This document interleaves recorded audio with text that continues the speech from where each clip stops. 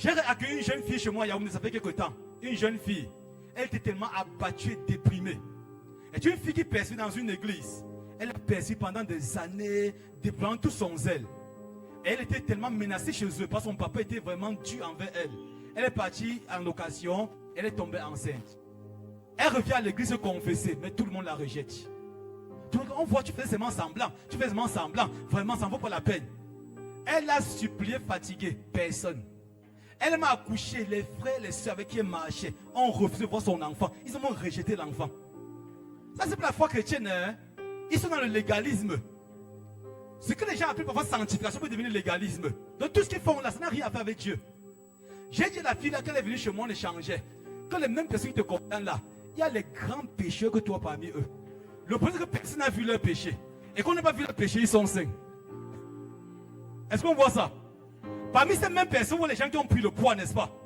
Ils ont pris le poids comment? En mangeant plus qu'il n'en faut. La brutalité c'est un péché. Mais ils ont catégorisé les péchés. Ils ont dit que non, si tu manges trop, excès de table, c'est un péché.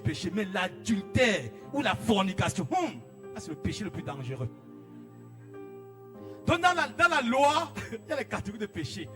Il y a les gens ici là, matin, midi, soir, grand menteur. Maintenant, si on attrape un chrétien qui a forniqué, ça c'est un dangereux chrétien. Et même pas un chrétien. On avait bien dit, il n'avait pas cru. Tous ces péchés bien-aimés sont égaux aux yeux de Dieu. C'est que Dieu va être choqué. Et que certains gens seront choqués quand ils vont sortir d'ici. Tous ces péchés sont égaux aux yeux de Dieu. Et Jean chapitre 1, 18 va dire quoi?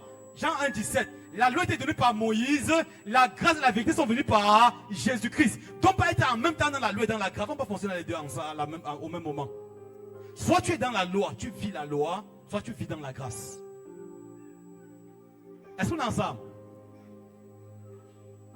Qu'est-ce qui fait que les gens fuient l'église, abandonnent l'église? C'est trop de lois qu'on a mis dans l'église.